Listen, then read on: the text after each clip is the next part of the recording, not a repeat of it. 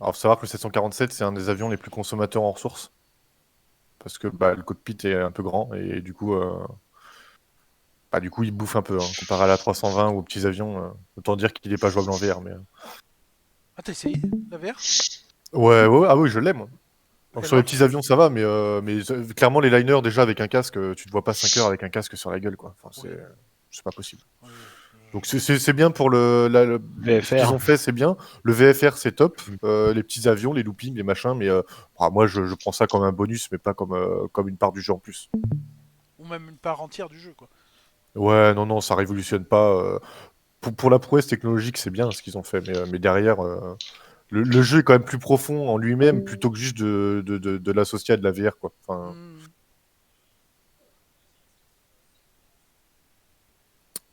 eh ben, je sais pas si on est tous là ou pas, si je peux commencer ou.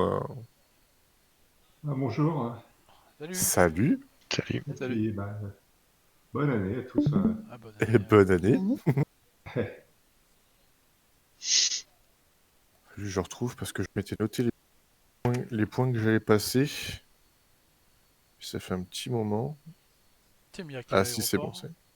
Alors, je vais faire un LFRS. Ah oui, alors, moi, je pars du principe, je suis pas un pilote, donc je décolle et j'atterris sur des pistes qui sont peut-être pas forcément pour les 747, mais on s'en fout un petit peu. On Ouais. sent qu'on arrive à décoller. Si t'arrives à Ah, décoller, t'arrives à atterrir aussi. voilà, vu ce qu'on a fait hier. La piste, pour info, la piste hier, c'était un tiers de la piste de Nantes. Ouais, ouais, Un ouais. tiers de la piste où on va décoller là. Donc, Tu rejoins euh, un autre, Fred, ou pas? non, soit vous pouvez regarder le stream, parce que le souci, c'est que si Ouais. vous faites en parallèle, vous allez poser des questions sur en même temps que vous faites le truc et vous allez peut-être rater des infos. Ok. Donc c'est pour ça, le mieux, c'est de regarder, d'écouter ce que j'explique en même temps. Et puis comme ça, vous pourrez refaire après. Il n'y a rien de bien compliqué en soi. Ce que je vais vous dire après, c'est la pratique qui va faire en sorte que vous y arriviez bien. Après, si vous l'avez déjà pris, que vous savez à peu près le faire voler, vous pouvez le faire en parallèle si vous voulez. Mais voilà. Du coup, je peux commencer, je pense. Sinon, on va prendre un petit peu de retard, ça va être chaud. Alors, comme je disais, l'enregistrement, c'est bon là Oh, Ouais. t'inquiète, t'inquiète, t'inquiète. Ok, Vas-y, vas-y. impeccable. Du coup, comme je disais, moi, ça va être une prise en main du 747. Ça va pas être un cours sur l'utilisation d'un liner. Je vais pas vous expliquer les bonnes pratiques d'un liner ou autre. Ça va être juste déjà pour voler avec le 747, de la même façon qu'on fait avec le TBM. Je vais pas passer en revue le démarrage en manuel ou autre, parce que ça, vous pouvez le faire tout seul. Vous suivez la checklist, vous apprenez comment on l'a fait. Moi, personnellement, je démarre l'avion, la checklist en automatique, parce que voilà, appuyer sur les boutons, tout ça, c'est pas forcément. Je préfère voler, quoi. Je vais vous expliquer comment on met les points dans le MCDU en manuel, comment on les supprime, aéroport de départ, d'arrivée, comment on met les sites, les stars, et on va voir aussi comment on gère l'autopilote, que ce soit pour suivre le cap en automatique du GPS, pour le suivre en manuel avec le HDG, donc pour lui donner une direction en manuel, et on verra pour l'atterrissage, pour le faire en manuel, parce que suivre une airnav, l'avion le fait tout seul, hein, quand ça se passe bien. Je sais pas encore parce que les airnaves sont un petit peu buggés en ce moment. Donc voilà, quand ça se passe bien, il fait tout seul. Donc on va faire l'atterrissage en manuel. Et je vais vous donner un petit peu les bonnes pratiques. Moi, comment je le fais. Est-ce que c'est les bonnes pratiques? Je sais pas, mais ça a l'air de fonctionner. Donc voilà, on va pouvoir déjà mettre en route l'avion. Donc moi, je passe par les checklists en automatique. Donc déjà, on fait avant le démarrage du moteur, ça permet d'avoir le courant. Hop, je vais enlever ça. Ensuite, moi, je prépare directement les points dans le MCDU. Donc départ, arrivée, puis j'ai prévu quelques points. Donc ça va être un vol qui va être de Nantes vers Poitiers. Comme ça va être un vol plutôt court. Et puis, Ah, puis c'est voilà. court, ouais. C'est court. Il n'y a pas besoin de plus. De toute façon, qu'il fasse 5 heures ou 10 minutes, c'est la même chose. Oui, Non, oui. voilà, on va pas voler à super haute vitesse. Donc, Non, non, tu vas monter à 40 000 pieds pour faire Nantes-Poitiers, ouais. Parfait. non, on n'aura pas le temps de monter à 40 000 pieds. Ça, c'est clair. 15 000, grand max, hein, je pense. Hein. Hop, alors déjà, je vais passer en revue le MCDU et déjà, je vais surtout enlever le push to talk sur Discord parce que j'en ai marre d'appuyer sur le bouton. Hop, hop, hop. Voilà, normalement, vous m'entendez toujours. Ouais, ouais, ouais. F193, Impeccable. t'es au max au niveau capacité du stream? Ouais, bah, il y a Le 720, c'est au max de ma connexion. Je peux essayer de passer, mais D'accord. vous allez me dire si c'est bon. Je peux essayer de switcher si vous voulez, mais C'est pas évident que ça passe. Ta connexion qui est vraiment. Attends, hop, Je suis pas sûr que tu changer puisses- qualité 30, Au moins 720. 720. Ouais, c'est bon, parfait. Nickel. Si t'arrives à tenir ça, c'est super. Vous me dites si ça passe ou pas. Bah, Enfin, si là ça c'est lag bien. pas Là, trop. là, c'est bien. Ça passe. Ah Ouais, bah du ça- coup on va rester en 720. Vous me dites hein, Ok, si jamais ok. ça ralentit trop ou c'est illisible, faut pas hésiter à me dire. Je vais juste baisser un peu le son. Ouais, je règle un petit peu hein, parce que j'étais en mode jeu. Ouais, t'inquiète. Hop, voilà. Donc au niveau du MCDU, je vais passer un petit peu en revue les différents boutons et fonctions. Le init perf, c'est là où vous allez avoir grosso modo l'avant-vol. Voilà, comme on règle le poids, l'identité, enfin en grosso modo tout ce que fait Asgard et qu'il a très bien expliqué dans ses vidéos du comment on fait un vol IFR pour préparer l'avion. Moi, ce que je commence à faire en général, c'est au niveau de la position. En ref airport, je mets toujours l'aéroport de départ. Donc là, on va basculer LFRS. LFRS. On met en départ, on met la porte si jamais on l'a. Moi, je la mets pas parce que de toute façon, c'est toujours des portes. Et puis, de toute façon, comme ça lui permet de mettre sa position GPS de départ. Et comme ça, on n'est pas trop mal. Je la mets souvent dans le HDG aussi. Comme ça, au moins, elle est initialisée, elle n'est pas trop mal. Voilà, je rebascule sur l'index. Donc, la position, c'est bon. Au niveau des perfs, c'est là où on peut lui rentrer le cost index. Ça, pareil, dans l'aviation, c'est l'importance qu'a l'avion quand il est en vol, d'après ce que j'ai vu. Pareil, je ne savais pas ce que c'était, hein, mais je crois pour 747, on est entre 80 et 100, je crois. Bon, par défaut, je lui fous 80. Bim, voilà. Mais c'est pas obligatoire pour le vol, hein. C'est plus de l'anecdotique, parce que vu la TC, ce qu'il nous dit. Les réserves, pareil, je sais même pas comment ça s'utilise. Là, c'est dans le vol d'un liner. Après, c'est pas trop le but du cours, on va dire, aujourd'hui. Je rebascule sur l'index. On a les thrust limits. C'est là où la manette des gaz se paramètre quand on est en mode auto. Typiquement, elle va se mettre à 10% pour le décollage, en fonction de la température ou autre. Là, c'est pareil, c'est par rapport aux règles d'IFR et comment on gère un liner. Moi, je laisse par défaut, elle va être à 10%. Donc là, je ne touche à rien. On va avoir le take-off, c'est là où on lui paramètre la V1, la VR et la V2 en fonction des degrés de flaps. Alors là, la piste, elle est plutôt moyenne. Et alors, tant qu'on n'est pas sur un LFPG ou un très gros aéroport où on décolle avec 10 degrés de flaps, moi, en général, je décolle à 20. Pour être sûr, ça peut décoller à 10, mais moi, on est sûr de ne pas avoir de surprise. Donc, on lui rentre 20 directement et on lui met les 20 degrés de flaps. Comme dans le 320 maintenant, il faut cliquer sur V1, VR et V2 pour lui mettre les vitesses correspondantes par rapport au poids que j'ai d'embarquer. Comme ça, on sait que je vais devoir décoller à 144 KT. Donc là, ça, c'est fait. On rebascule sur l'index. Et normalement, du coup, le take-off, on l'a fait. Et au niveau de l'approche, on n'y est pas encore. Et de toute façon, c'est un menu que j'utilise pas. Il y a sûrement des choses à faire, mais moi, en tout cas, pour le moment, je l'utilise pas. Donc, on va pouvoir passer sur la route RTE. Et c'est là où on lui rentre l'aéroport de départ, d'arrivée et les points qu'on va avoir. Chef, j'ai une question. Oui.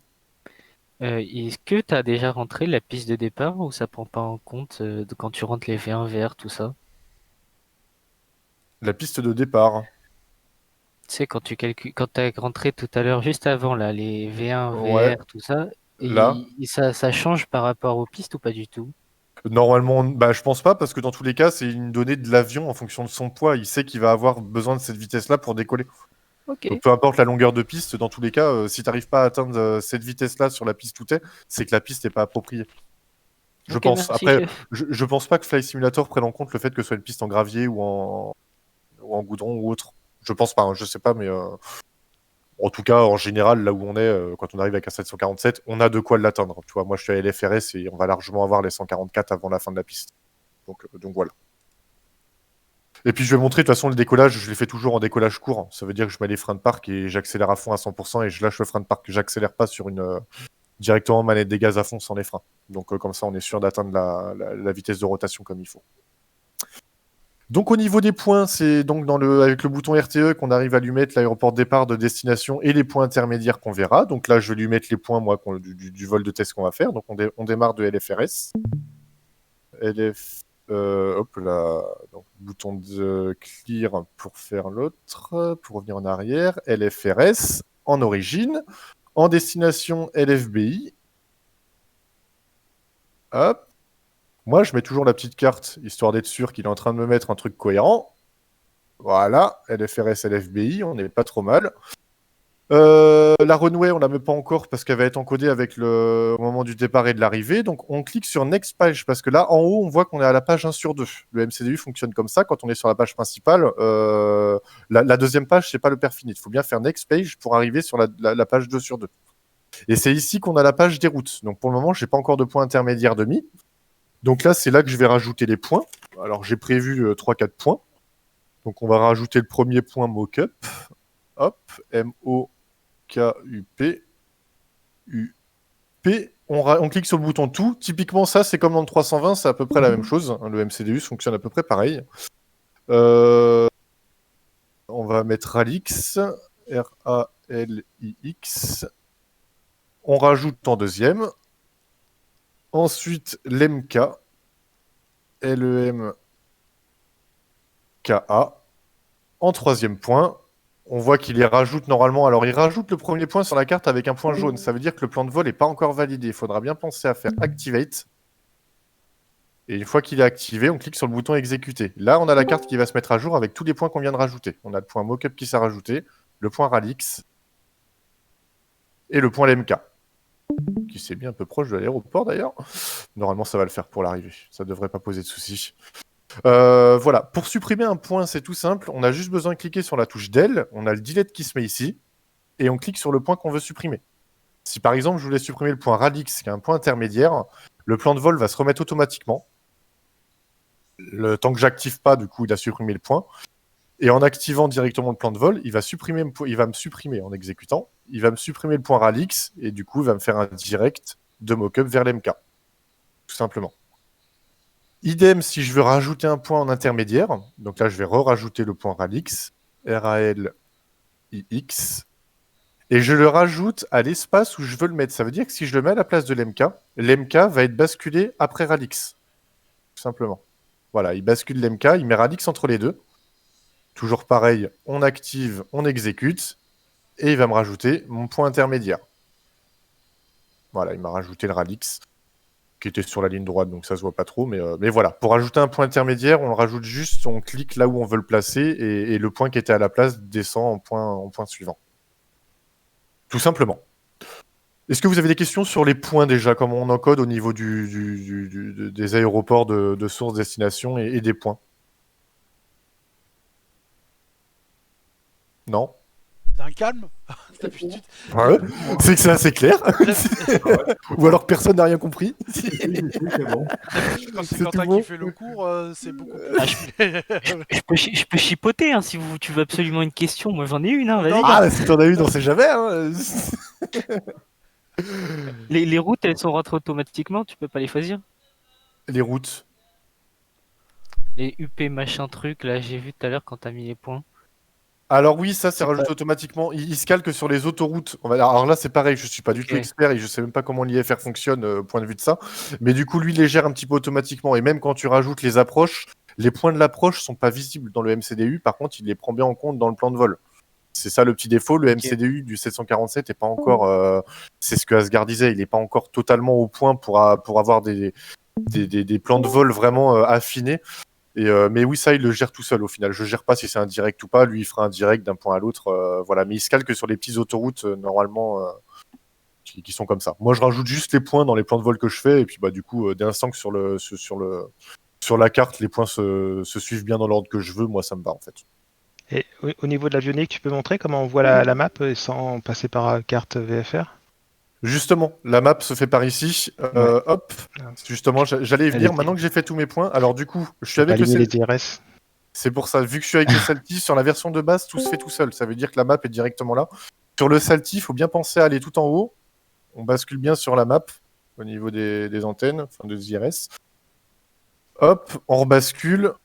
Et au niveau du menu, dans le menu Salty, on a la petite touche menu Salty et on peut les aligner automatiquement, parce que là, il va prendre un petit peu de temps pour les aligner. On peut les aligner instantanément, on update, du coup ça les aligne, et à partir de là, on a le GPS qui fonctionne. Du coup, on peut dézoomer, et là, du coup, on peut voir la map. Là, je suis en mode terrain. Si on veut passer en mode... Donc, le mode terrain, c'est le bouton ici. Si on veut passer en mode météo, on a le WRX ici. Et on est en mode météo. Donc là, heureusement, le temps est à peu près dégagé, pour une fois. Et si jamais on veut checker son plan de vol, c'est comme dans le 320, on peut passer en mode plan. Et ensuite, sur le MCDU, alors je vais essayer de me mettre avec une vue à peu près normale. Voilà, la manette me fait un peu chier avec les vues, elles sont pas top. Et après, en passant en mode legs, ici, on peut avoir les étapes, les steps. Ça veut dire qu'il va passer un point après l'autre. Ça sert à voir bien que le plan de vol, il n'y a pas de points qui se chevauchent, par exemple. Donc là, le mieux, c'est de dézoomer un petit peu quand même pour voir qu'on est à peu près bon. Et du coup, on fait les steps et ça permet de voir les points qu'on a l'un après l'autre. Là, on n'a que 3 points, donc ça va encore. Mais voilà, ça peut servir à vérifier son plan de vol. Merci. Et après, on rebascule en mode map. Hop. Tac. Une fois qu'on a ces points, on peut passer sur le paramétrage justement pour le départ et pour l'arrivée. Donc le départ, c'est là où on va encoder notre piste de départ et éventuellement c'est la CID, si je me trompe pas. Je suis pas du tout un pro en IFR. Du coup là en général, moi j'attends que l'ATC me donne une piste. Hier normalement il fait des décoller sur la piste 21. Hier c'était sur la 3, donc c'est la fonction du vent. Donc, une fois qu'on a fait ça, je vérifie. La VNAV, ils l'ont rajouté dans la toute dernière update qui est venue avec la VR. On peut gérer la VNAV maintenant. Alors, je vous avouerai que moi, la VNAV, vu qu'avant, elle n'était pas dispo, j'ai pas regardé trop comment elle fonctionne. Ça doit être comme le 320. On peut lui paramétrer les vitesses de montée, enfin les angles manuels ou choses comme ça. Moi, je le pilote toujours avec une VS en manuel. Donc, sur la VNAV, après, voilà, c'est paramétrable. Mais si vous savez le faire dans le 320, je crois qu'Asgard disait que dans 747, c'était grosso modo la même chose. C'est pour ça que je vais pas rentrer plus dans les détails parce que du coup j'ai pas regardé comment trop ça fonctionne. Donc je vais faire un petit peu l'impasse sur le côté VNAV. Au niveau des legs, c'est là où vous allez avoir l'altitude pour arriver au point et la vitesse correspondante. Alors là, vu qu'on passe sur un vol un petit peu en manuel, c'est pas vraiment un plan de vol, on va dire en bonne et due forme. Les vitesses sont un peu par défaut. Ensuite, bouton qu'on peut avoir, il y a la prog qui donne les temps entre les points. Ça, pareil, moi, je me calquais pas, je les calculais en général à la main. Ou à peu près, je sais que la descente, je la fais à 100 ou 150 nm du premier point de l'approche, quand on est à haute altitude, hein, quand on est à 35-40 000 pieds. Je me suis prévu des bases, on va dire, parce que vu que je suis pas pilote, moi, je respecte pas spécialement les vraies règles d'IFR. Mais là, après, il y a Quentin qui fait les cours, donc il saura plus vous enseigner ça. c'est pas trop l'objet aujourd'hui. Hein, quoi? Non, ça coupe. Allô? Si. Voilà, moi je respecte pas du tout trop ça. Je vole, je décolle, j'atterris, c'est déjà très bien. Et au niveau du menu, c'est là où on a les options pour le FMC, c'est là où on a les ACARS. Je sais même pas à quoi ça sert, mais je sais même pas si c'est pris en compte dans 747. C'est ça, on a le menu SAMTI et CMC, je sais même pas ce que c'est. Donc voilà, moi je m'en sers pas pour les vols, en tout cas les vols tout simples, on va dire. Voilà, et le bouton RadNav qui sert à paramétrer au niveau de la radio pour les atterrissages en VOR ou autre. Sachant que l'ILS s'encode automatiquement comme dans le 320, on n'a pas besoin, on a juste besoin de passer en mode approche, tout se fait tout seul, il n'y a pas besoin de passer sur les radios en manuel, on va dire. Pour le plan de vol, normalement c'est tout bon. Je vais pouvoir continuer de démarrer mon avion, parce que là, il est peut-être en mode la batterie va être un peu chaud. Donc pour démarrer l'avion, du coup, je suis passé sur l'étape 2, j'attends un petit peu, faut attendre qu'il charge, hein, forcément. Ici, j'attends de monter à peu près un peu plus de... en arrivant à 20, 22, je crois. Parce que ça fait comme dans le CJ4, si on démarre trop tôt, il n'est pas encore assez chargé ICAL, donc voilà, le 747, je sais pas comment c'était. Mais... Tu fais les reverse là sur ce coup-ci? Ouais, les thrusters, ouais. Soit les FRS, il y a rarement du monde pour reculer un 747 à Nantes, donc on est d'accord. Hein. Ah, c'est dégueu. Rigolez, mais il y a 3 portes qui sont adaptées à des 747, hein, donc il y a peut-être personne pour les pousser, mais elles sont là. Ouais, en général, il n'y a personne, moi, tu vois. Peut-être, tu pourrais être un peu plus RP, je pense, à mon avis, peut-être Pushback Helper devrait pouvoir te le ouais, tu vois, je l'ai pas. Moi, j'ai rarement des modes en plus du jeu. c'est juste un tout petit programme, il est tout simple. Hein, Ouais, il faudrait que je le mette. Mais, beaucoup de river, c'est aussi rapide, un F2, et puis voilà. Ah non. Voilà, 22, je passe à l'étape suivante. Ça va gérer mon éclairage et ça va enlever la PU. Et puis voilà. Tant qu'on en vient à l'éclairage, vite fait un petit rappel. Les boutons d'éclairage, on en a 2 sur la droite. Donc il y a ce bouton-là, enfin on en a 4 plutôt. Donc ceux-là qui vont gérer plutôt l'éclairage du côté gauche du cockpit. Bon là, ça va servir à rien, on est le jour. Mais voilà, on a cette partie-là pour l'éclairage. On a 2 boutons au niveau du dessous, ici, qui vont gérer l'affichage des 2 petits écrans ici, la luminosité. Et ensuite, on a les boutons juste au-dessus. Ils sont juste là. On a celui-là pour les circuits du tableau de bord supérieur. On a le dôme.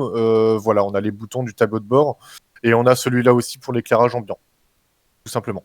Donc on a si je reviens dans la vue standard, les boutons à gauche, les boutons ici.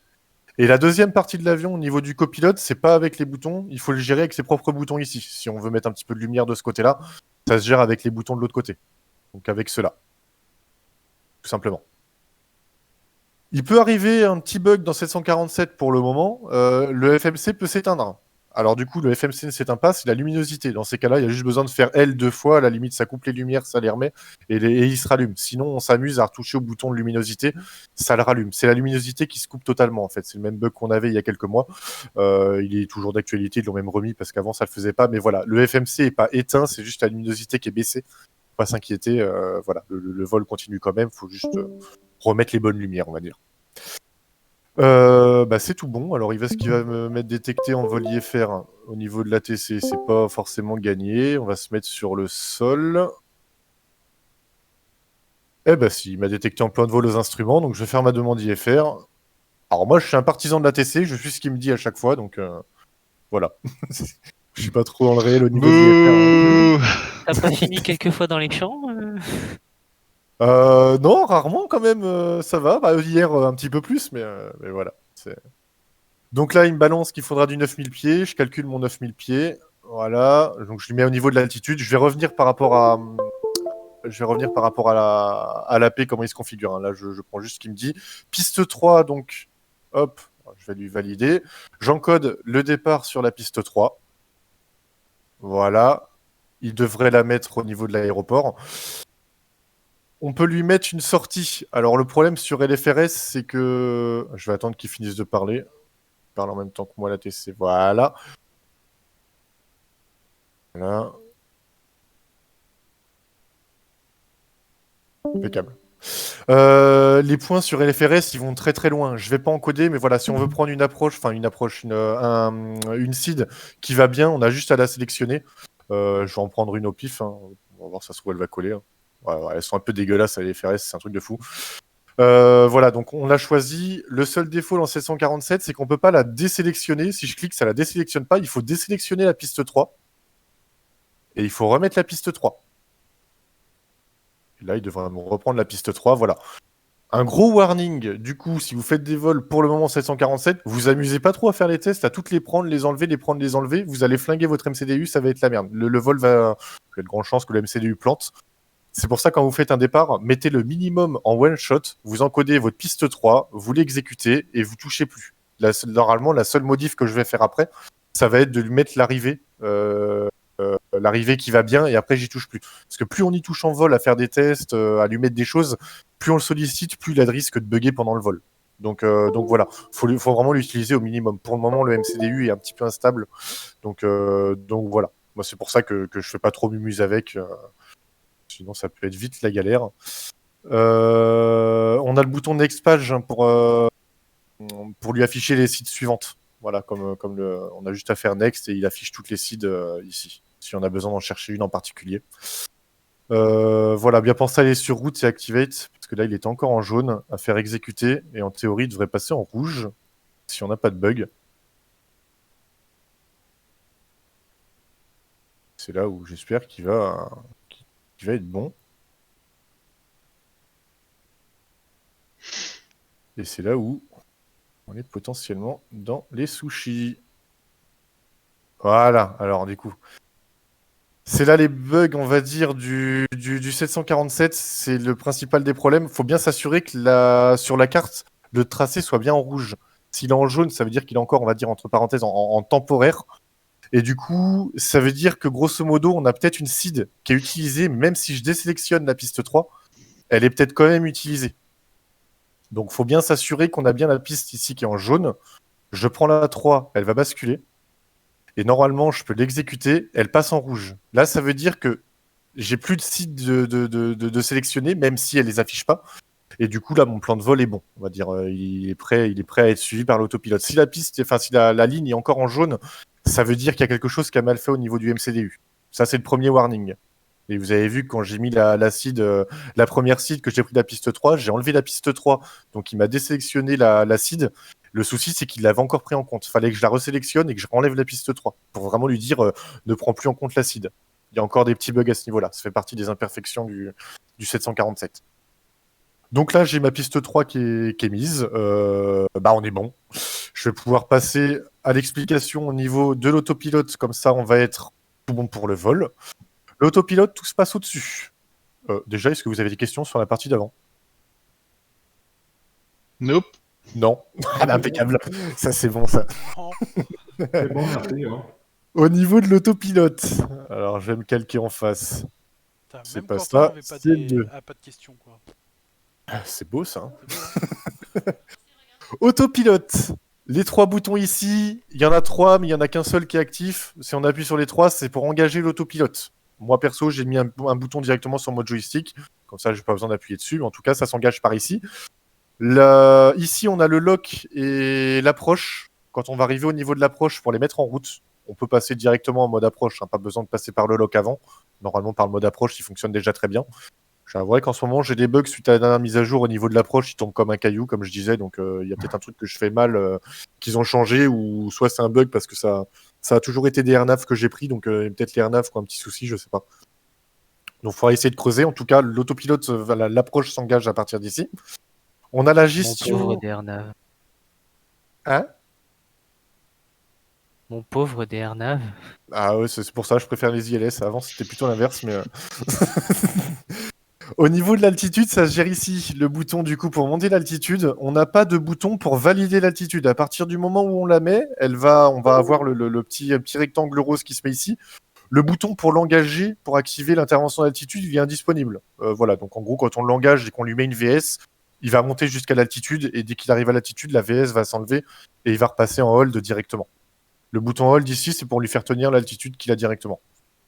Par expérience, sur les premières versions du 747, il ne fallait pas forcément utiliser le bouton hold, parce que quand l'autopilote se mettait à bugger et qu'on touchait au bouton hold, il était encore plus buggé. Donc moi, de base, j'utilise pas le hold, il passe en hold tout seul quand j'arrive à la bonne altitude, une fois qu'il a terminé de monter, et il se stabilise tout seul. Voilà, on n'a pas besoin de lui dire un hold, ça se passe bien tout seul, typiquement comme dans le TBM. La VS se règle directement ici, donc on a juste à lui passer en mode VS. On lui indique une VS positive pour monter. Pour le décollage, moi, je lui mets une VS de 1850. C'est la règle dans les liners, même IRL. C'est ce que j'avais vu sur les vidéos, de toute façon, de pilotes. Ils faisaient 1850, 1900. C'est la règle de montée de base, on va dire. Donc moi, je lui prévois directement la VS. Au niveau, ici, au milieu, c'est là où on aura le suivi. Donc, par HDG, par la petite molette ici. Hop, là. J'arrive à mettre dessus. Voilà, on lui règle du coup le degré sur le plan. On a la petite ligne avec les petits pointillés qui se mettent dans la direction. Donc voilà, si je voulais aller tout droit, je lui mettrais directement. Alors c'est un petit peu chiant 747, c'est qu'il y a le deuxième bouton juste en bas. Donc on lui règle ça. Et si on veut passer en mode heading en plein vol, on a juste à cliquer sur le bouton sélectionner. Et du coup, il va désélectionner le LNAV que j'aurais mis tout à l'heure pour suivre le GPS. Et il va passer directement en mode heading et l'avion va suivre la direction qu'on lui indique. Si je veux repasser en mode GPS, j'ai juste à rebasculer sur le mode LNAV. Et le mode LNAV va suivre la direction des points que je lui ai encodés. Tout simplement. Le hold, tout pareil, ça va être pour tenir le cap actuel mis par le HDG. Le bouton qui est juste en dessous du HDG, alors je vais mettre un petit peu de côté. La petite molette qui est en dessous, ça va être l'angle que l'avion va prendre au maximum dans les virages. On va pouvoir aller de 25 degrés jusqu'à 5 degrés. Où on le met en auto, ça va être grosso modo si l'avion va pouvoir prendre des virages serrés ou pas, en fonction de la vitesse. Par défaut, moi je le bascule à 25, il tourne très bien quand il est bien penché. Ça peut faire peur des fois, mais voilà, faut être conscient qu'il le gère plutôt bien. Il y a rarement, même plus de bugs où l'avion se met à tomber en mode je me retourne, je fais la crêpe. Donc voilà, c'est ce bouton-là qui lui permettent de régler l'angle que l'avion va prendre dans les virages. Typiquement, ce sera vu au niveau de l'assiette, on va voir l'avion se cabrer, il va se bloquer avec au bout d'un certain angle, quoi, à 25 degrés, si on lui paramètre à 25 degrés ici. Okay. Hop, je rebascule sur la vue. Les niveaux des 3 boutons ici, c'est là où on a la LNAV qui va permettre de suivre donc le GPS qu'on lui a indiqué par le plan de vol qu'on lui a mis dans le MCDU. On a le bouton ensuite VNAV qui lui va lui permettre de gérer la vitesse de montée. Si on est en VNAV, on n'est pas en mode speed. Et si on est en mode plan de vol, du coup, ben, on va pouvoir lui passer en mode speed. Alors non, faut lui passer en hop. C'est ça, c'est un petit peu. C'est la dernière version qu'a mis ça parce qu'avant on n'avait pas la LNAV, enfin on n'avait pas la VNAV plutôt. Et donc soit on est en VNAV, soit on est en speed. Ah oui, la speed, c'est parce qu'il faut lui passer la VS en manuel. Voilà. Je commence à y venir. Si on est en VNAV, forcément, il désélectionne la VS, parce que c'est lui qui va la gérer. Et moi, vu que je suis en VS manuel, je lui mets en VS, et forcément, il bascule en speed. Je lui gère la montée qu'il doit faire, et je lui gère à quelle vitesse il doit la faire. Comme ça, au moins, je suis sûr qu'on est dans les tolérances de l'avion, et, entre parenthèses, du simulateur, de ce qu'il permet, parce qu'il y a des fois où il le fait un petit peu... Il monte un petit peu trop fort, et fonction du poids qui est mis dedans, moi, faisant du Honor, il y a des fois où le 747 est chargé à 100%, on va dire, et il a du mal à prendre les montées standards de l'avion. On est obligé de le faire monter un petit peu moins vite, enfin, de façon moins brusque. Donc c'est pour ça que je préfère lui gérer la vitesse manuelle et la VS manuelle. Et donc avec le bouton speed, on peut lui mettre directement la vitesse maximale que l'avion devra prendre. Donc moi, pour un décollage, je conseille de lui mettre un 230 et de ne pas mettre tout de suite d'armer l'automanette. À savoir que l'automanette n'est pas comme dans le 320. L'automanette, quand on l'arme, si je la mets en route, notre HOTAS, en fait, notre manette des gaz, on peut l'actionner dans tous les sens. Elle n'aura pas de lien avec l'avion, en fait. Là, elle bouge parce que je suis au sol. Mais à partir du moment où l'automanette est armée, la manette des gaz ne bougera plus. On n'a pas besoin d'être en toga, en fait. Donc voilà. Moi, pour le décollage, je conseille de ne pas l'armer tout de suite. Le décollage, je l'ai fait avec plein gaz. Et du coup, une fois que j'arriverai à une vitesse de 230, vitesse que je suis en train de lui demander, j'arme l'automanette, comme ça il ne fera que conserver la vitesse. Le risque, mais qui a été corrigé dans les derniers patchs, c'est de lui demander, par exemple, on va dire une vitesse de 250, je décolle de la piste, donc je suis à 180. Si l'automanette est armée et que j'arme l'autopilote, il va vouloir monter à 250 d'un coup en étant à 180. Le meilleur moyen de prendre de la vitesse, c'est de descendre. Et le problème, quand on est à 1000 pieds, il va vouloir descendre pour prendre de la vitesse, et là, c'est le crash assuré. Pour ça, il se comble un petit peu, on va dire qu'il va vouloir descendre un petit peu, il va se rendre compte qu'il est bas, donc il va remonter. Le problème, c'est que ça lui fait un à-coup de descente et de remontée, donc on perd de la vitesse de montée. Donc c'est pour ça que moi, je préfère lui garder les gaz jusqu'à 230, et une fois qu'on est à 230, j'arme l'automanette, il va conserver sa vitesse, et il donnera pas d'à-coup vers le bas pour remonter, en fait. Mais ça a été corrigé quand même dans les derniers patchs. C'est un petit peu moins vrai ce que je dis, mais au moins avec ça, je suis sûr que tout va bien. Donc voilà. Pour un bon départ, 1850 de montée, la LNAV pour suivre le GPS, le mode speed pour lui indiquer la vitesse à laquelle je vais monter, et je désarme l'automanette. Et là, normalement, on est pareil à décoller. Est-ce que vous avez des questions sur l'autopilote? J'en ai une. Depuis les précédents patchs, la VS, ça y est, elle est bien prise en compte ou il faut continuer à appuyer deux fois, des fois? Non, la VS est bien pris en compte. D'accord. Maintenant, un seul coup, et il met bien le petit. Oui, Ouais, c'est vrai que oui. Mais j'ai pris le pli maintenant. Avant, il fallait appuyer à deux fois. Quand vous réglez votre VS, vérifiez bien que sur le plan, vous voyez bien vos petits points roses. Le Ouais, point c'est- rose, c'est vraiment ce que la VS que vous voulez lui demander.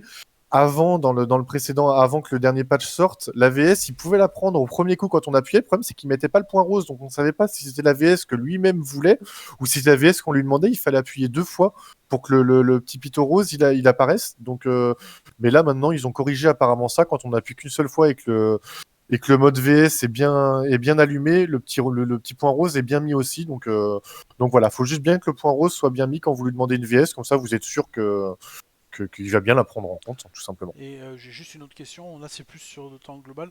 Est-ce que tu conseilles de mettre le salty maintenant ou on peut toujours voler avec le truc de base? Alors, j'ai testé avec les deux. J'ai l'impression que la Salty, la dernière version à l'heure où on parle, l'avion est un peu plus léger. J'ai l'impression qu'il décolle, qu'il a moins besoin de vitesse pour décoller. C'est peut-être qu'une impression avec des conditions de vol qui étaient différentes. J'ai dû faire 3 ou 4 vols avec la version de base après le patch de décembre, et j'ai fait que 2 vols avec le Salty. Mais le Salty, du coup, est pas moins bien que la version de base. Donc le Salty, pour le moment, est plutôt pas trop mal.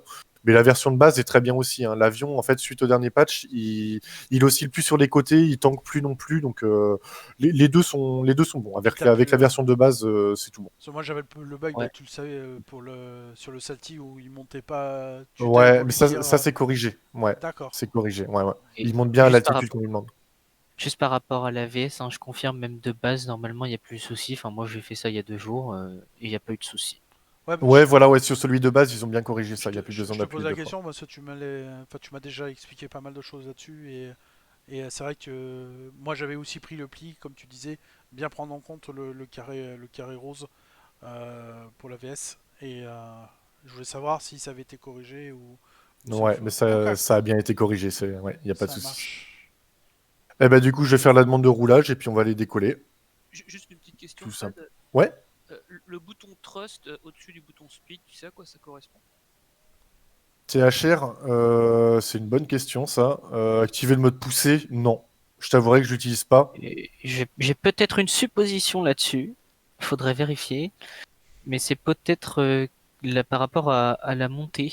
Tu sais, si tu mets une vitesse de 230 nœuds, il va monter à 230 nœuds.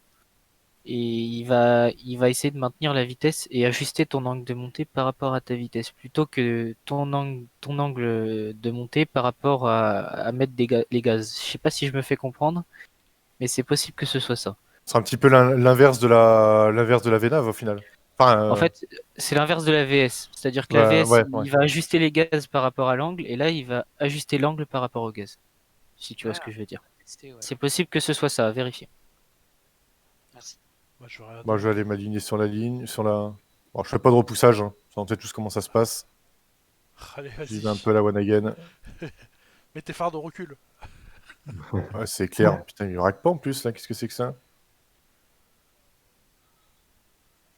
C'est la pelouse. Hop. Attends, Tu j'aurais tournes la mieux fait d'aller de pelouse. l'autre côté là. Je me suis un peu compliqué la vie. C'est la merde là. Je me suis vraiment, vraiment, vraiment compliqué la vie. Ah, puis je sors d'Elite Dangerous en plus. Alors là,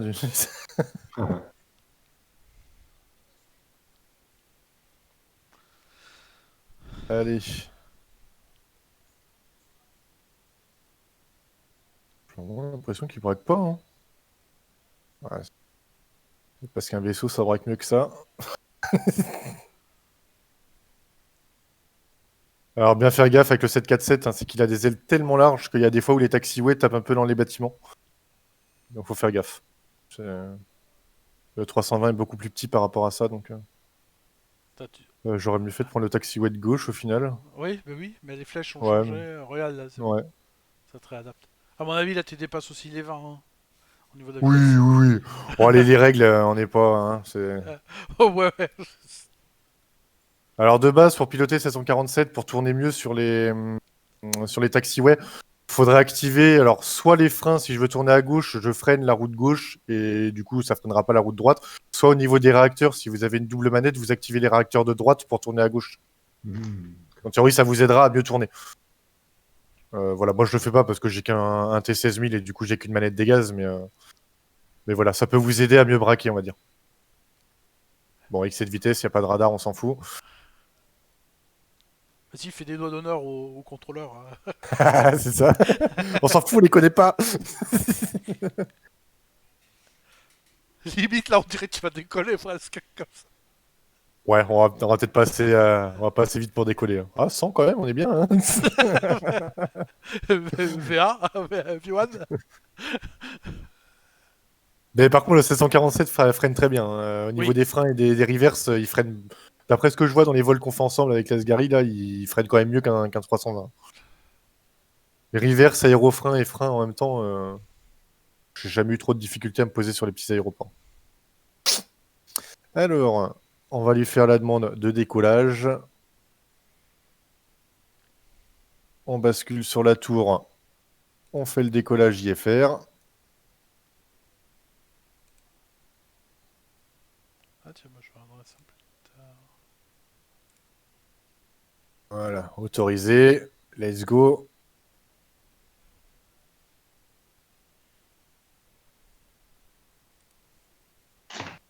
Chose très importante, votre vue dans le cockpit, paramétrez-la bien pour bien voir l'extérieur, parce qu'au moment de l'atterrissage, vous allez vous en rendre compte.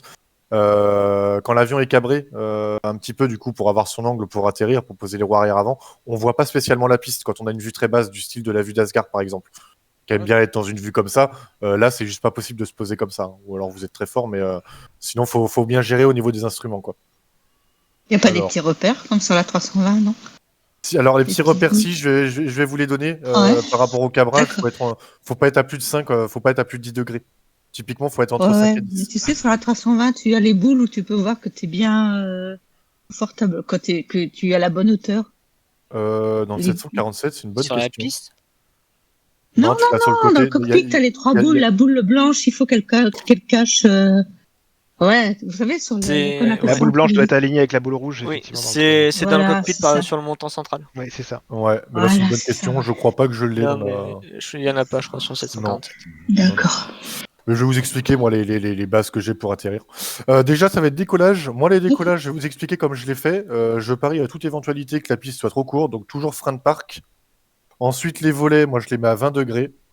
Donc, les volets, les degrés des volets, on les voit dans l'écran ici. Je lui mets à 20 degrés. Les 20 degrés, il faut attendre un petit peu qu'ils descendent. Les volets sont très longs à s'armer. Donc, on attend qu'ils soient bien sortis à 20 degrés. Donc, ça devrait arriver normalement jusqu'au A à peu près. Jusqu'au L. Là, on voit les volets qui sont en train de sortir.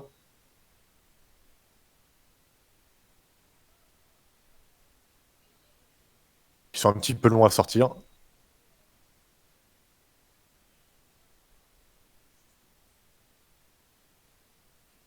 Là. Allez, allez, allez.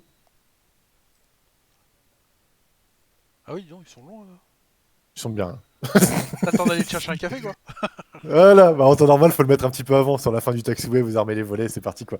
Voilà, l'autofrein, tant que j'y suis, la manette d'autofrein, c'est une manette standard. Pour armer l'autofrein, donc pour que l'autofrein se mette en route tout seul au moment où on atterrit, il faut juste la lever. Vous la prenez, vous levez votre souris un tout petit peu et on voit que la manette, elle se lève. Et ben, quand elle est en position haute, ça veut dire qu'elle est armée. Au moment où on va atterrir, les autofreins vont se mettre automatiquement, ils vont s'activer. Si je la laisse tout en bas, ça veut dire que les autofreins sont désactivés et à ce moment-là, ils vont pas s'activer tout seuls. Donc voilà, je crois que pour les décollages, il me semble qu'il faut les armer. Donc je monte la manette automatiquement. Et puis bah c'est tout bon. Et Je revérifie tu mets mon pas autopilote.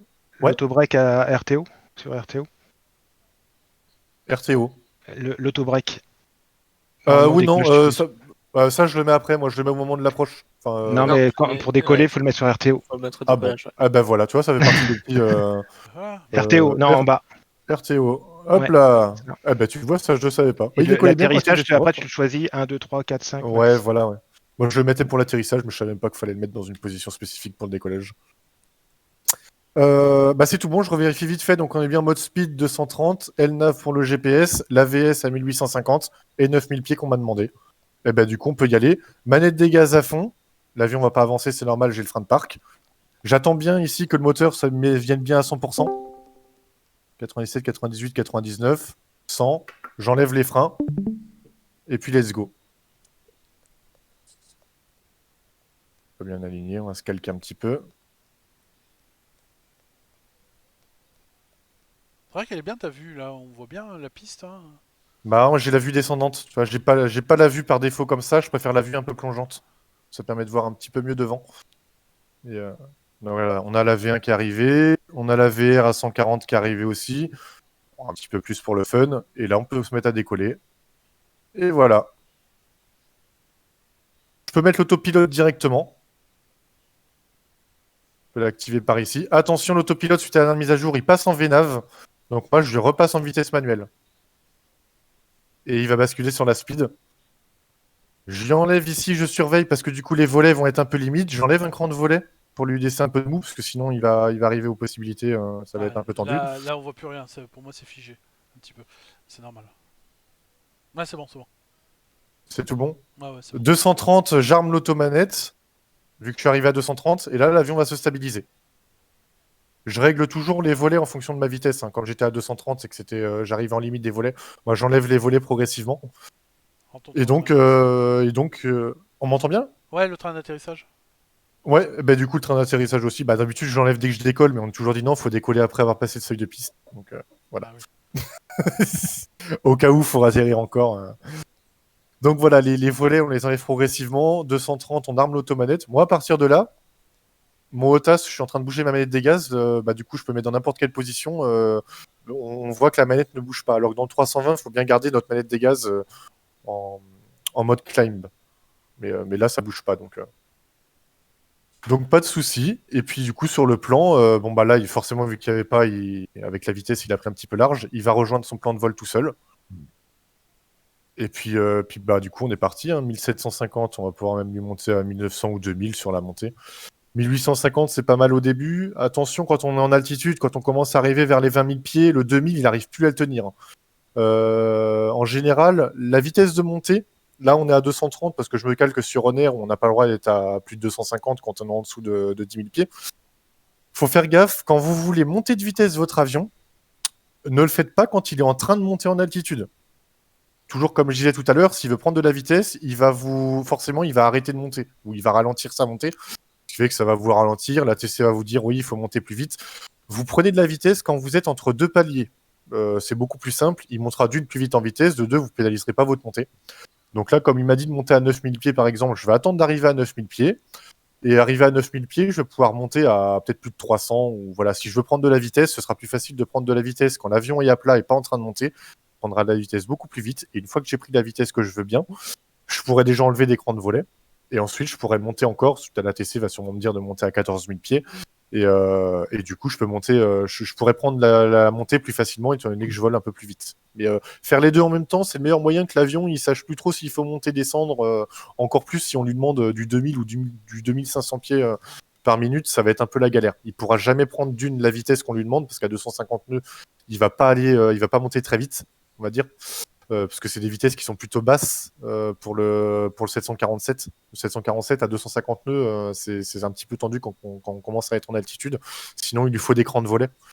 Sachant que les crans de volet, on peut les tenir jusqu'à en altitude à 10 000 pieds. C'est pas étonnant d'avoir encore un cran ou deux de volet en fait. Ça aide quand même à le tenir.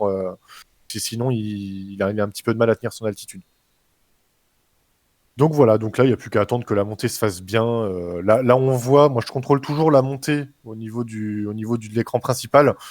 Tant que le trait arrive à tenir le point rose, c'est qu'il n'y a pas de souci. Quand on voit que le trait, il descend, il monte, il descend, il monte, ça veut dire qu'il a du mal à tenir la montée qu'on est en train de lui demander. C'est que soit on va pas assez vite, soit on lui demande trop, soit voilà. Il est censé être stable, le 747. Moi, comme je l'utilise, le point est toujours bon, on est toujours dans les normes. Donc il n'a pas de souci d'avoir du mal à monter. Voilà, du 2000, 1800, 2000 de montée quand on est à basse altitude. Quand on est au-dessus de 15 000 pieds, moi je lui privilégie du 1500 pieds par minute. Au moins il arrive à le faire et voilà, il n'a pas trop de soucis.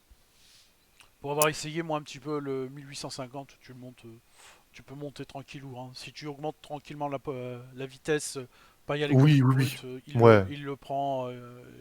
J'arrive à monter à 40 000 comme ça. Hein, donc, Ouais, dans les toutes premières versions du 747, le 1850, fallait surtout pas aller au-dessus. Par exemple, quand les gens disaient ouais, il monte pas, il tombe, c'est qu'en fait, il montait beaucoup trop, il laissait la VS en automatique, et lui en automatique, il montait à 2500 pieds, bah, juste après le décollage, il n'arrivait pas à tenir. En dessous de 200, il prend pas de 2000 en VS en fait. Donc c'est pour ça. Mais là, le 1850, je me calque là-dessus, moi, ça fait des montées standards, on va dire. oh, puis ça monte tranquillement quoi. Ouais, voilà, puis ça laisse de quoi apprécier le paysage. Là, il me demande de monter à 13 000 pieds. Bah, d'une, ça m'avertit que je suis en train d'arriver aux 9 000 pieds. On voit qu'il bascule en hold ici. Il a terminé sa montée parce qu'il est en train de ralentir. Et donc, moi, à 200, vu que je suis resté à 230, j'aurais pu monter à 250. Je vais lui faire monter en vitesse. J'enlève totalement mes volets. Donc là, les volets sont en train de passer en up. Je vais lui faire monter au maximum en vitesse. Je suis en dessous des 10 000 pieds, il faudrait pas normalement. Je devrais encore être à 250, mais ça, personne ne le respecte. Voilà. Mais c'est plus facile qu'il accélère quand il n'est pas en train de monter. Et au pire, il va descendre un tout petit peu. Mais voilà, la TC va attendre un petit peu. C'est un petit bug qu'il a de temps en temps. Il dit qu'on va un peu trop vite. C'est les volets qui devaient encore être en train de se rétracter. On va lui demander du 310. Il 320. vite. Il va vite hein, en vitesse quand tu lui Voilà. demandes de pousser. C'est ça qui est bien, les 4 réacteurs, ils sont top. Ensuite, il m'a demandé, donc là j'arrive à la vitesse, l'automanette elle se gère très bien, il va ralentir sa vitesse. 13 000 pieds, je monte. Par défaut, la VS, il a fait automatiquement. Je préfère toujours lui mettre la mienne. Au moins, on est sûr qu'on n'a pas surprise. Allez, on va lui mettre 2000, 2100. Et on va arriver très vite au final. Attendez, je fais juste un petit switch pendant qu'il est en train de monter. Je regarde juste sur Elite si j'ai pas d'émission à accepter. Non, ils ont dû les passer. Hop. Hop là, on revient. Merci, au revoir. Hop, et ben il est en train de monter tranquillement. On peut suivre du coup le plan de vol ici. Dans les legs, on voit le prochain point qu'il est en train de faire, normalement. Voilà, il considère qu'il a passé Ralix. Au niveau des écrans, ici, en haut à droite, on a le prochain point sur le GPS. On a la distance à laquelle je suis, 38 nm. L'heure à laquelle on est, normalement, du simulateur. Si je regarde, il doit être 11h20, donc 10h20 UTC. Donc on n'est pas trop mal. Voilà, on a le cap. On est tout bon. Alors je vais juste baisser en vitesse, c'est pour l'exemple, parce que sinon on va arriver beaucoup trop vite au niveau de l'aéroport. Et comme je disais tout à l'heure, si on veut passer en mode heading, on a le HDG ici, donc par défaut, on veut souvent aller devant. Si je voulais aller un petit peu à droite, eh ben, j'ai juste à lui mettre le cap avec la petite molette, comme je disais tout à l'heure, un cap 167 degrés, à lui cliquer sur sélectionner, il enlève le modèle nav, et là, l'avion va aller suivre mon cap, tout simplement. Voilà. Si on a un bug au niveau de l'autopilote, on sait que sur la map, on a le bon tracé, mais l'autopilote fait totalement de la merde, on peut le suivre en mode heading ici, hein, donc il va continuer à suivre l'altitude comme je lui demande, sauf qu'au niveau, au niveau du suivi, bah, il va suivre ce que je suis en train de lui donner. Et du coup, on n'a pas besoin de refaire sélectionner. Si je bouge directement le cap, il va le suivre à la volée. J'ai pas besoin de lui revalider le cap. Voilà, si je lui mets un 127 degrés, il va aller sur 127. Si je lui rechange à la volée, un 177, il va suivre le 177. On n'a pas besoin de refaire sélectionner. Si jamais je veux repasser sur le mode GPS, j'ai juste à lui repasser en modèle nav. Et là, normalement, il va se recalquer sur la trajectoire.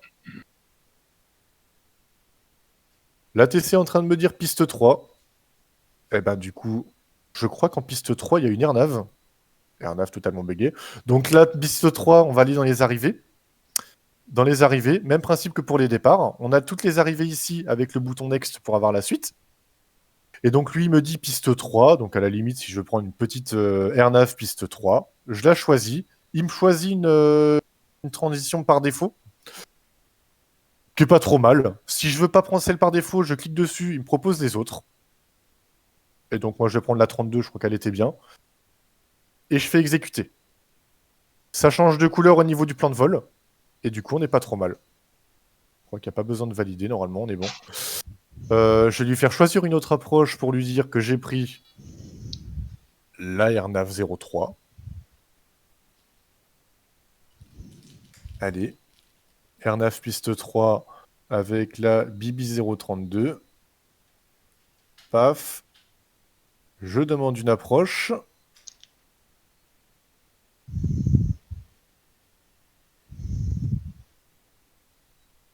Et la TC va me la valider. Normalement, il n'y a pas de raison. Je vais accélérer un peu.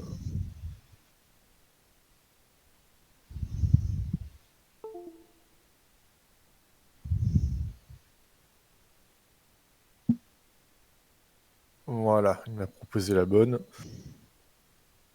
Descendez à 3000 pieds. Et ben du coup, on va descendre à 3000 pieds. Qui me laisse parler.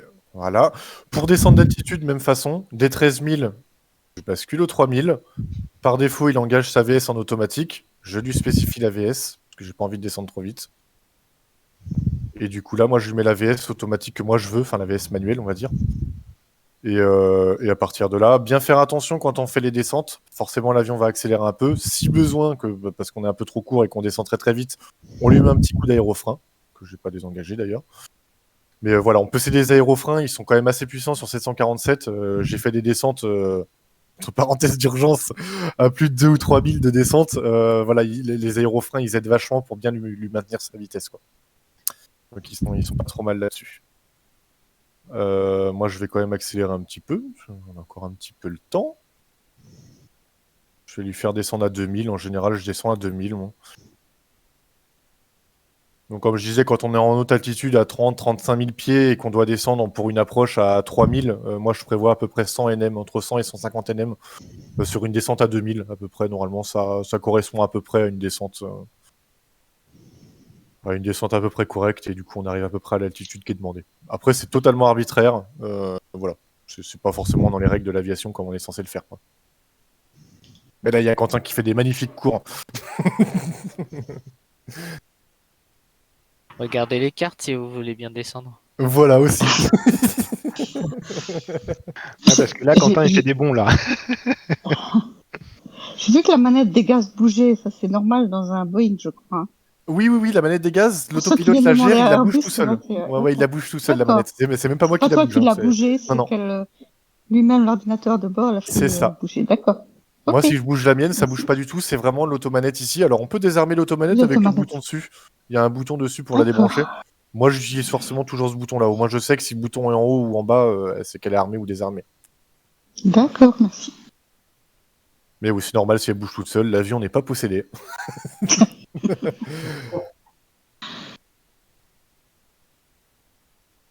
Tant que j'y pense, je vais lui mettre les freins automatiques. Hop, moi, en général, je les mets à 2. Même sur les petites pistes, il n'y a pas de souci là-dessus.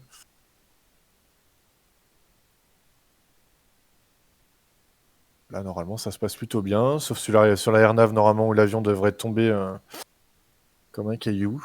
Si j'ai encore le problème. Alors là, je démarrais avec pas beaucoup de carburant, donc forcément, il est en train de dire que j'ai des réservoirs qui sont un petit peu bas. C'est là où on a les messages d'alerte. Donc les messages d'alerte qu'on peut acquitter ici. Et du coup, ils disparaissent. Les infos de température, on les a ici aussi. La température extérieure est notée en haut, donc il fait 5 degrés. Et la température sur l'avion, je crois à l'extérieur, il me semble, on a du moins 10 degrés. Bon, je sais plus si voilà le TAT, c'est la température au sol ou si c'est la température ambiante extérieure. Voilà, mais grosso modo, dehors, il fait 5 degrés. Et au niveau de l'avion, je crois, à la vitesse où il va, il doit y avoir du moins 10 degrés sur les ailes. Bon, en tout cas, on a les infos de température ici. Hop, je me calque sur Bordeaux.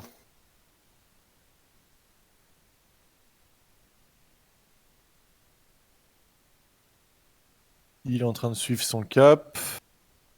BI 032, si je prends au niveau des legs, il m'a rajouté les points. Normalement, je dois être à 3500 pieds. C'est là où on a l'altitude de notre plan de vol. À BI 032, 3500 pieds. J'accepte l'approche. Bon, il m'a demandé d'aller à 3000 pieds, donc on n'est pas trop mal. Je vais descendre un petit peu de vitesse. Parce qu'arriver sur l'approche à 300, c'est pas top. Je vais toujours approcher à 250. J'avais laissé les feux de roulage. Malheur. Et personne me le dit, hein. C'est pas très grave.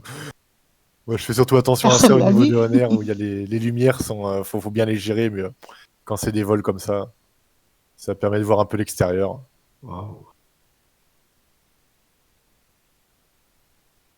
Je me suis pas réglé sur l'approche. Hop là.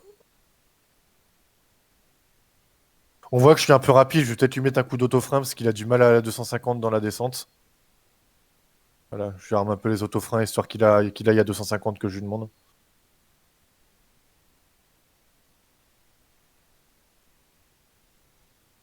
J'avais même pas réglé si l'altimètre je l'avais fait, mais il se remet tout. Là, on est bon, il me demande plus rien. Alors l'altimètre, moi je le fais avec un bouton, hein. On peut le régler sinon au niveau du barreau. Je crois que c'est par là. Voilà, la pression barométrique, on peut la régler ici, avec le petit plus-moins ou la basculer en standard en appuyant sur le bouton au niveau du barreau. Le standard, il est indiqué STD, du coup, en bas sur l'écran principal. Là où on a le 2997, il passe en standard.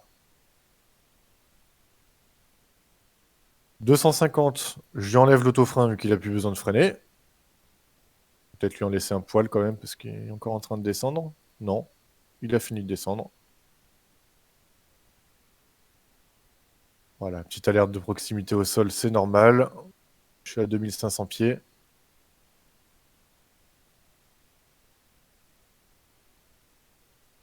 Alors, est-ce que je vais avoir une approche qui fonctionne ou est-ce qu'elle va totalement bugger?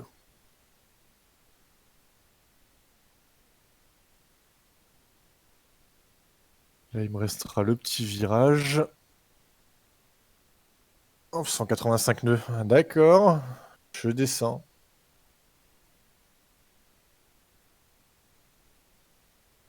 On lui met un petit coup d'autofrein. Ouais, enfin, je vais pas descendre non plus des masses en vitesse, parce que sinon il passe une plombe. On va lui faire prendre au moins ce virage-là. C'est qu'un atterrissage. On va voir qu'on commence à arriver dans les vitesses. Je vais lui remettre des crans de volée parce qu'on voyait qu'on commençait à atteindre la zone jaune. On arrive à des vitesses où sans voler, le 747, il va se cabrer un peu là. Il va avoir du mal à maintenir son altitude. Donc on lui met un petit cran de volée ou deux quand on est à 230, comme au décollage au final. Voilà. Au moins on est sûr qu'il va avoir un petit peu plus de portance.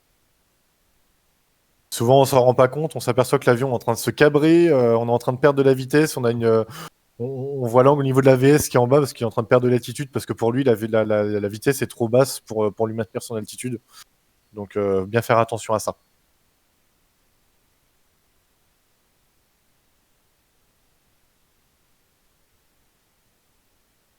On va arriver tranquillement vers les derniers virages.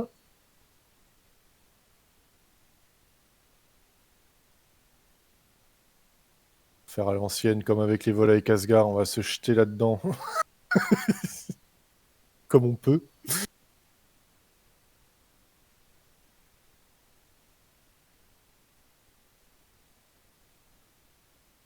Ça va, on a de la chance, la météo est assez dégagée. Alors on peut avoir des infos, des points qui sont autour hein, avec les différents boutons. Je vous laisserai regarder un petit peu au niveau de la map. Voilà, avec tous les différents boutons. On a des boutons aussi qu'il y avait dans l'ancienne version de Salty, je crois, peut-être même là-dedans. Au niveau d'ici, on peut lui régler l'affichage qu'il y a ici.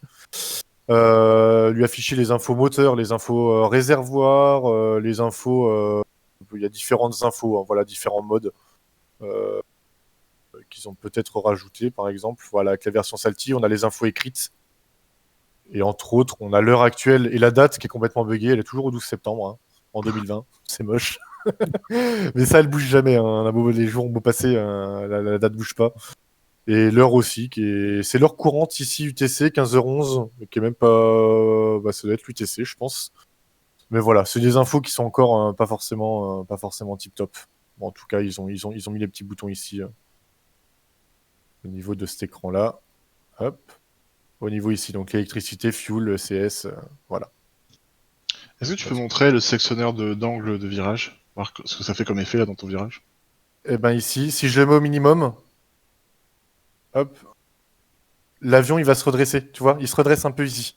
Le virage sera moins serré. Le problème c'est que là je vais être beaucoup trop long. Il va prendre beaucoup trop large si je lui mets que 5 degrés, tu vois. Là il va pas se pencher plus en fait. Et là si je lui monte plus, tu vois, il prend son virage plus serré. Tout simplement. Grosso modo, si tu as des passagers, je pense qu'ils montent pas à 25 degrés avec des passagers. Hein. Enfin, c'est un peu chaud. Alors, je vais lui réduire un peu la vitesse pour qu'il prenne son angle un petit peu plus. T'as vu, t'as compris le niveau de l'effet? Oui. Ouais, voilà, c'est juste ça. Alors, quand on arrive au niveau de l'approche, ouais, à 5 degrés, c'est un peu tendu de prendre des virages d'approche comme ça. Sinon, il faut vraiment être très très lent, quoi.